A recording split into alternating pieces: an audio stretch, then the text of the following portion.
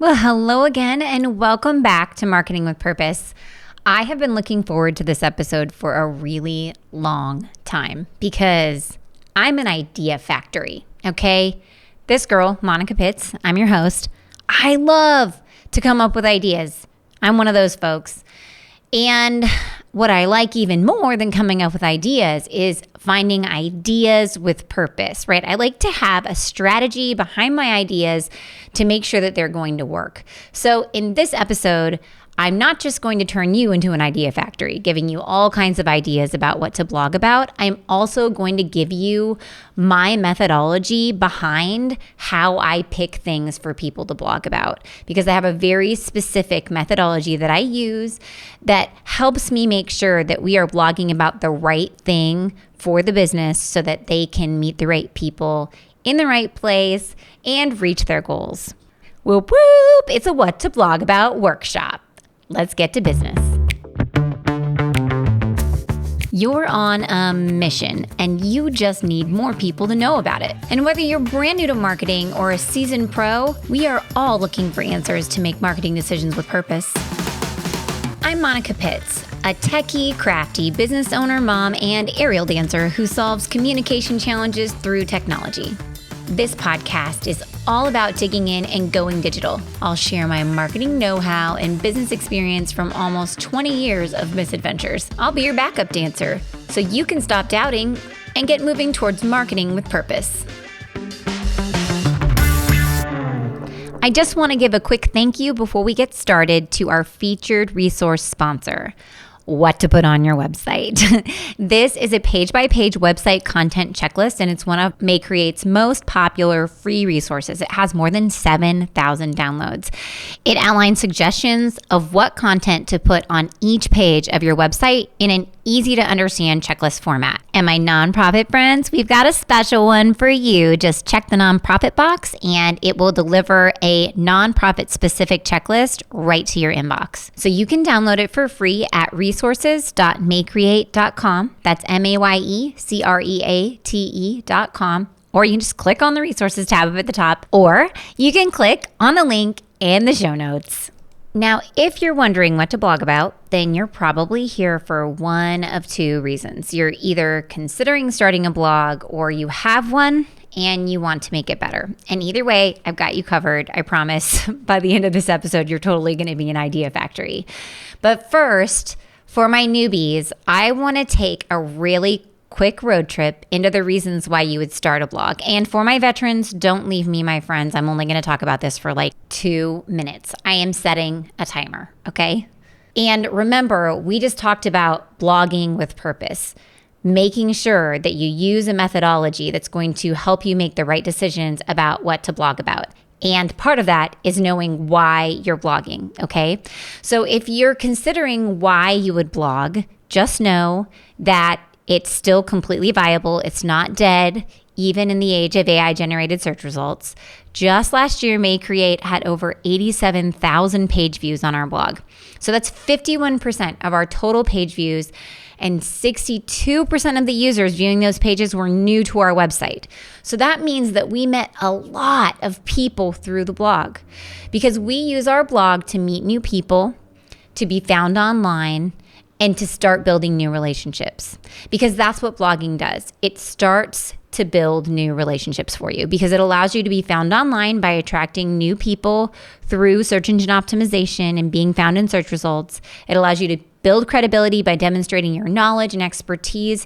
And it also allows you to build trust by being transparent about your processes and your values and your mission. And so that, my friends, is all I'm going to say about this topic right this minute. If you're on the fence about blogging or continuing your blogging efforts, then you can hop on over to 2 episodes ago, our blog/podcast combo, blogging Q&A, for more answers to questions that I hear about blogging all the time. Okay, so let's dive into this methodology that I have, okay?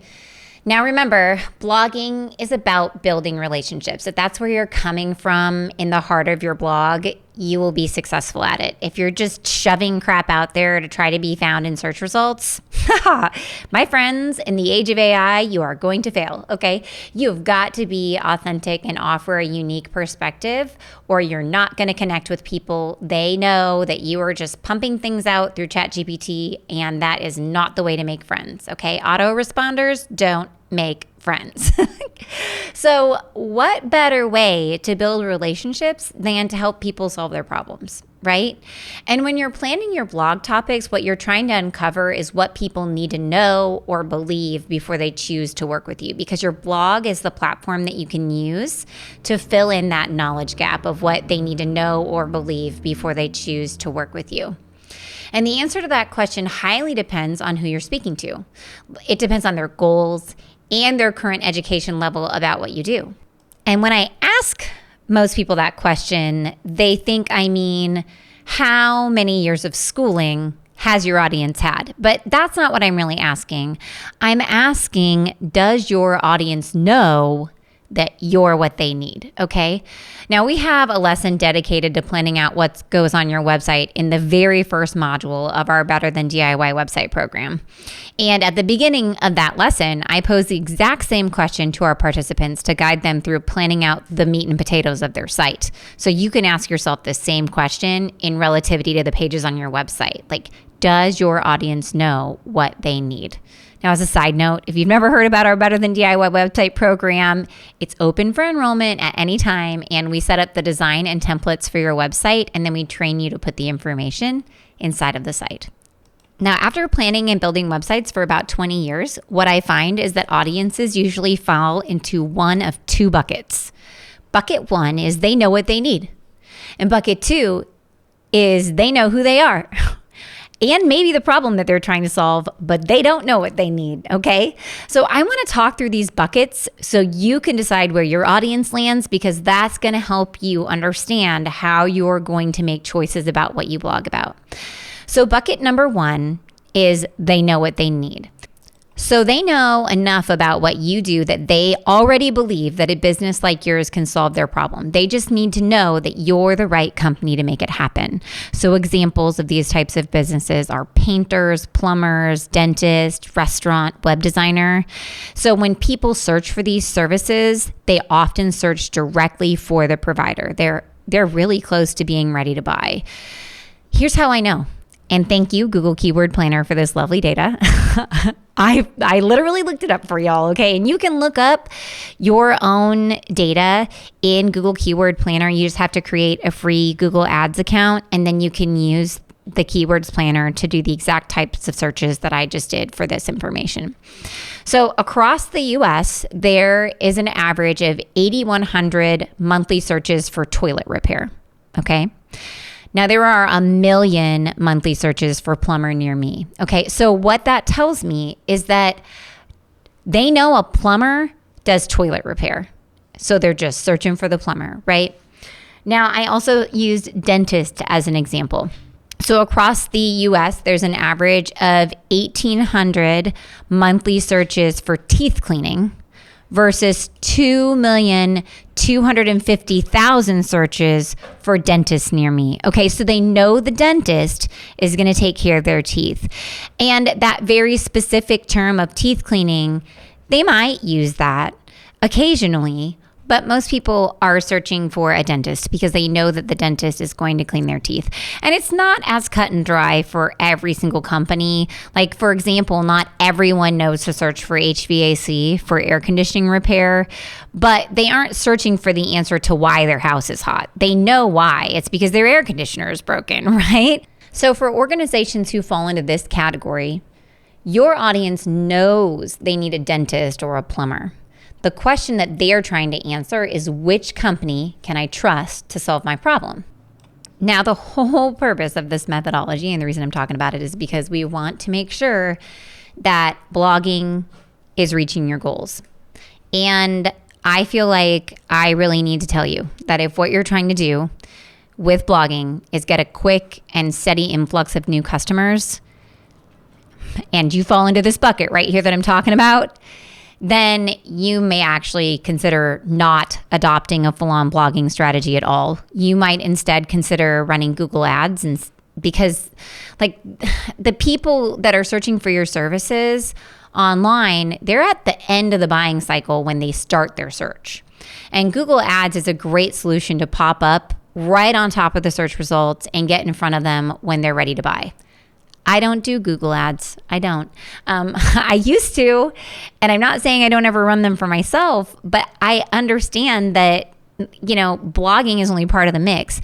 Now, you still need to update your website and fill it with things like photos of your work and testimonials from your customers and answers to frequently asked questions. You might just not need to invest a bunch of time in blogging and instead invest your money in ads. Now, blogging in the long run will help you show up in Google search results more frequently and higher in the listings, but that takes time. And those buy now search terms will still show up with ads on the top of the search results. So if you want to compete for new business online, you may still have to run ads anyway.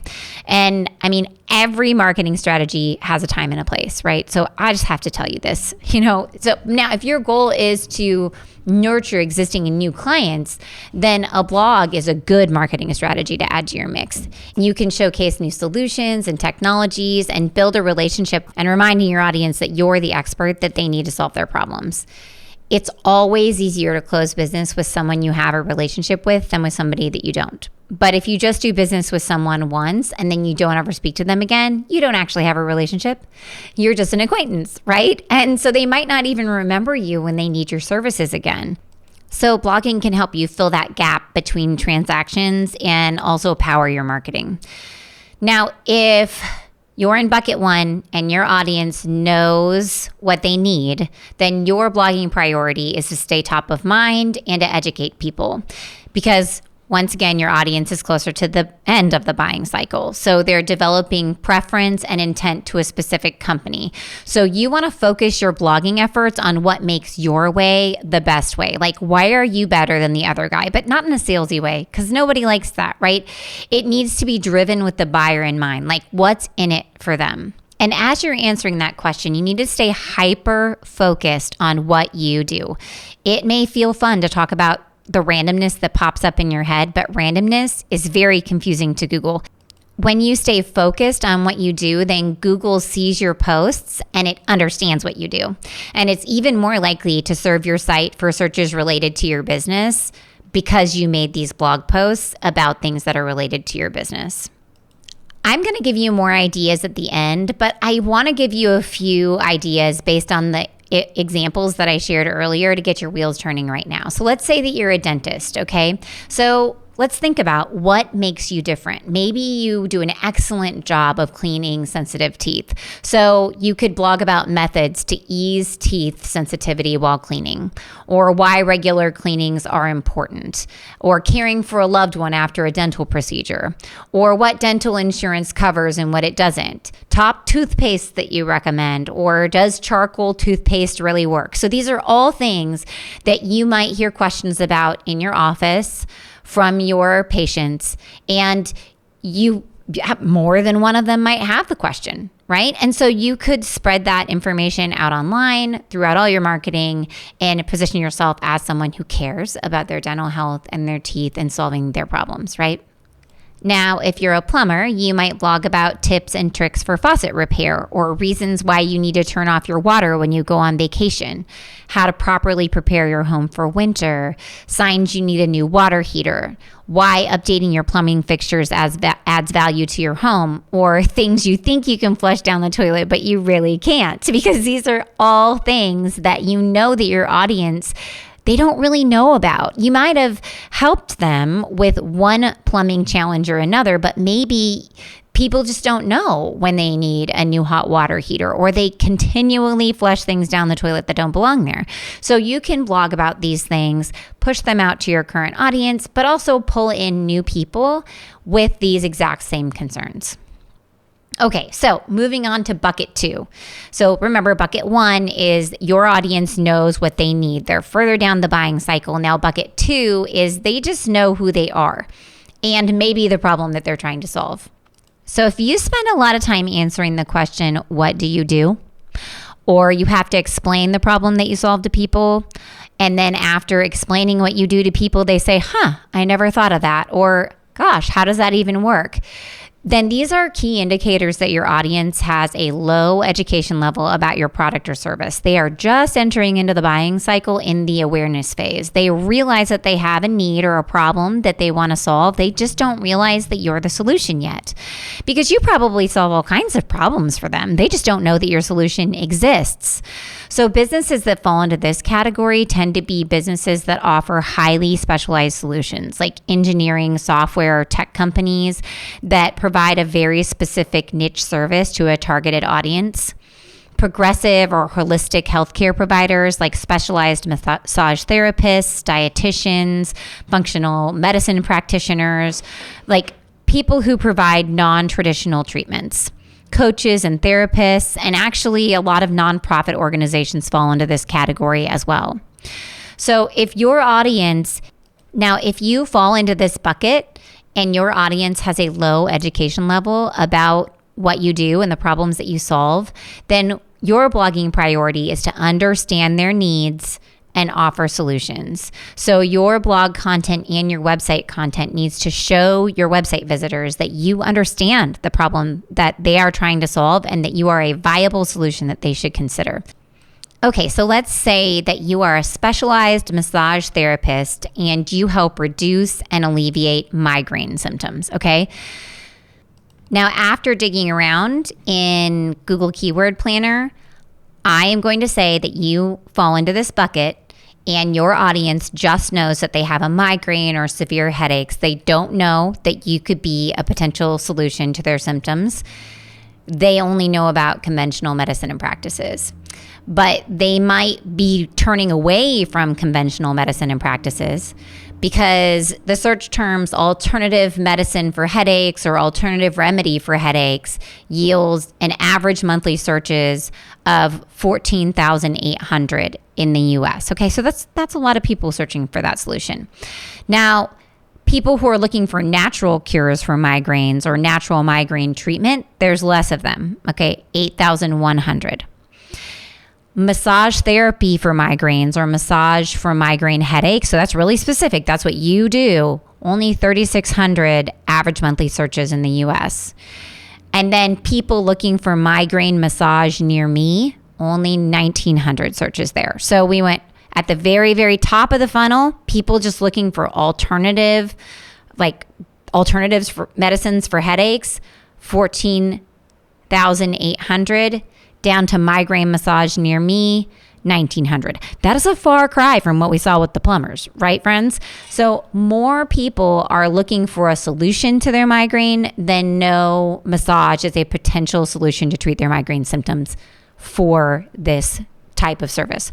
So in this instance, you would want to blog about things like proven migraine remedies that don't include narcotics, or migraine myths. What are some things that people think about migraines that aren't actually true?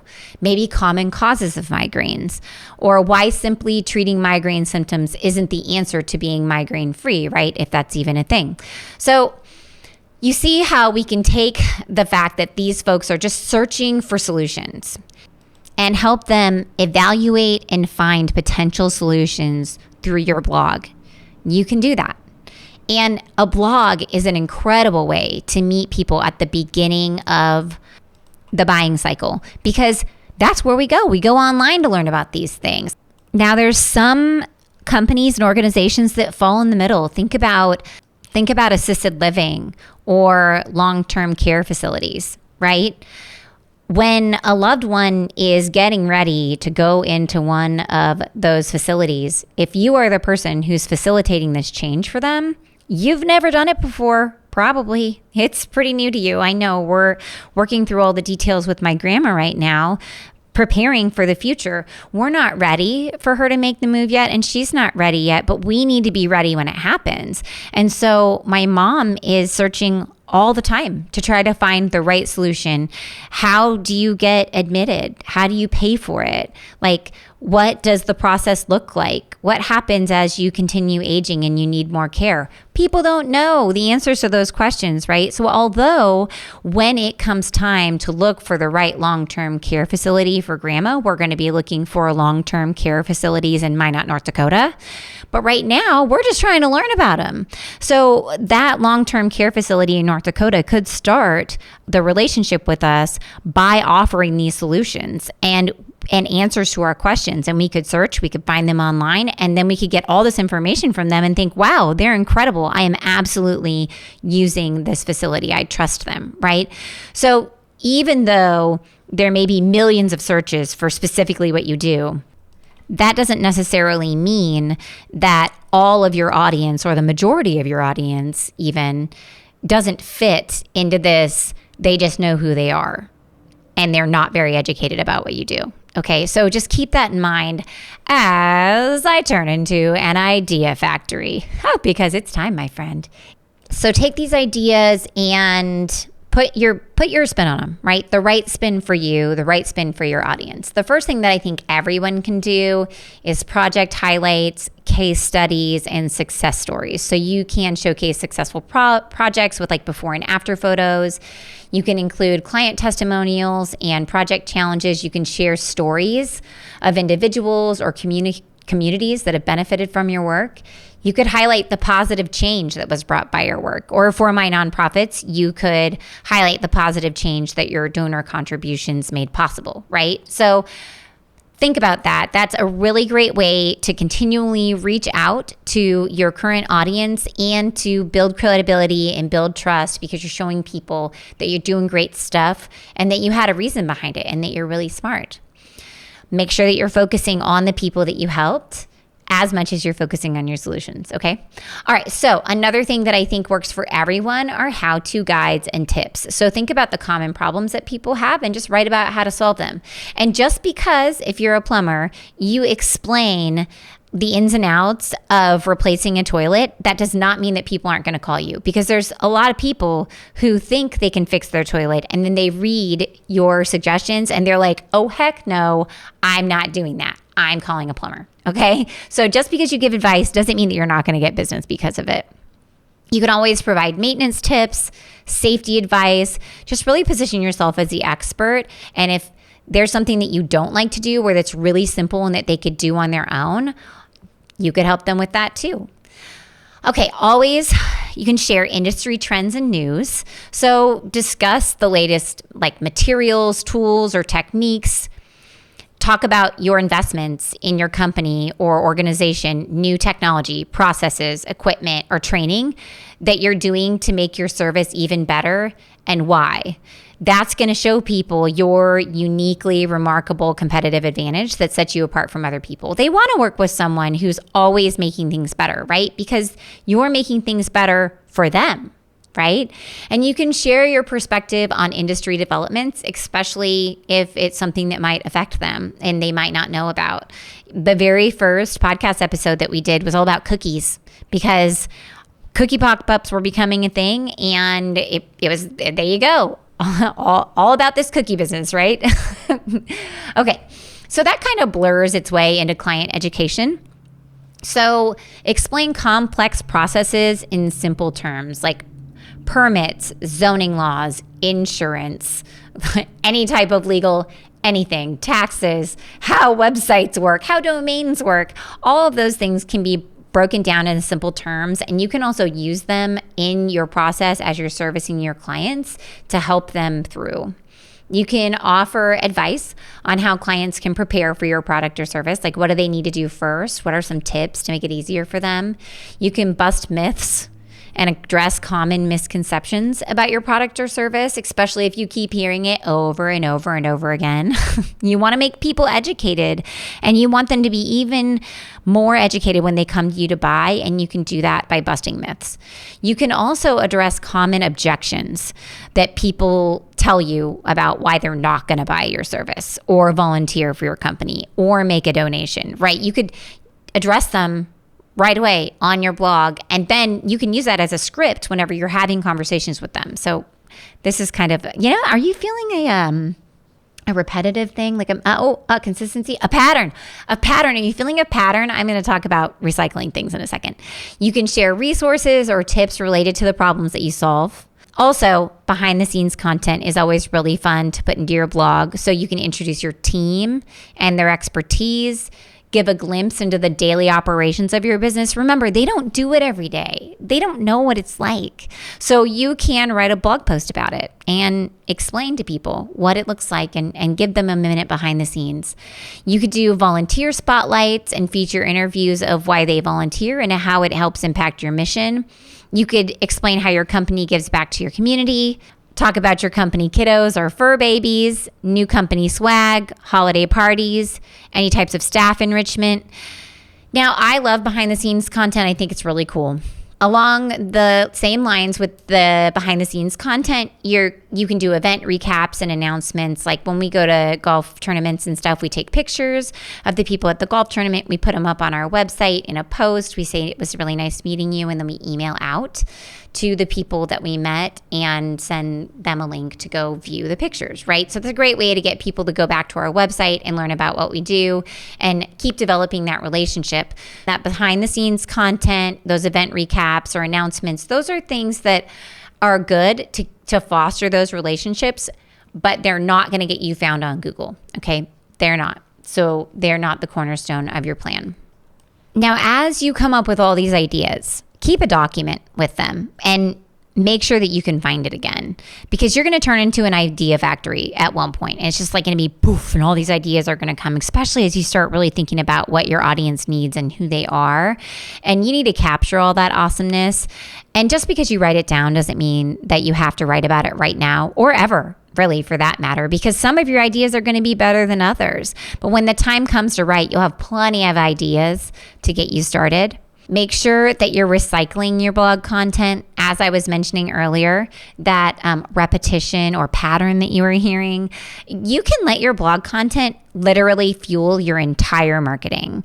Don't just post it on your site, okay? Put it everywhere, from social media and your email newsletters, podcast guest spots. Like I have some really good blog posts and podcast episodes of my own. And then I reach out to other podcasts and I'm like, hey, can I talk about this on your podcast? And I just keep that information, like kicking the informational can down the line, because people need to know what you're talking about. They really need it. Like, you're smart. You're going to help them solve their problems. You've spent a lot of time on developing these processes and concepts and opinions, and they deserve to be read. People need you. So as you're going through and you're planning out your blog, just know that it's a marathon. It's not a sprint, right? Don't give up. Your solutions and your content are really important, and they do help people solve their problems and improve their lives. But it just takes time to gain momentum, so don't give up. I feel like with a regular cadence and open ears and an open mind, your blog is going to be driving traffic to your site and building relationships in no time, especially if you're picking those blog topics with purpose, using that methodology, considering, does my audience know what they need, or do they just know who they are? And using the answer to that question, guide yourself through that process of really putting yourself in the shoes of your audience, so that way you can help them solve their problems. And of course, if you need one-on-one planning help for your topics, I'm here, right? You can just give me a shout, monica@maycreate.com. And you can always go back to the previous episode, our blogging Q&A episode, for even more answers about how often you blog, how to measure the success of your blog, if you should monetize it, how to attract readers. Yeah, so many ideas in that episode. Hop on back over there and give it a listen. So thank you so much for hanging out with me today and talking all about blogs. I would love to hang out with you again in about 2 weeks. I am going to introduce you to our guest, Donna Doobie. She's really cool because she is a time and process master, which that's something that I love. I love finding people who can do this, and I like to recruit them into my life and into my business. And she helps shift leaders from being overwhelmed by the daily grind to confidently steering their companies towards growth and sustainability. She's basically, I asked her so so many questions. I already recorded it, okay? But she basically puts on an audio workshop about CEO habits and what habits we can develop that will allow us to create, rinse, and repeat marketing systems that will allow us to avoid the feast and famine months and create time to work on our businesses. It was so cool. I took so many notes. I really did. Can you tell I'm excited? It was a great interview. So hop back over in 2 weeks. Actually, how about you subscribe? Yeah. And then I'll just show up in your feed and then you'll know and you can hear all about it. I just want to give one more quick thank you to our Make Create resource sponsor, What to Put on Your Website. Now, in this checklist, you'll find the must-haves for every page of your site, tips on how to make the most of your content, and practical advice to help guide you through creating your website. You can download your copy for free at resources.makecreate.com. That's MAYECREATE.com. Or you can click on the link in the show notes. So thank you so much for joining me today. Make sure to subscribe wherever you're listening so you don't miss out on our next episode. And don't be afraid to use that link in the show notes to go over and enjoy the fully formatted blog post with all the pictures broken down, covering every single thing that we talked about today. Because your next step is to put this information to action. And until next time, go forth and market with purpose.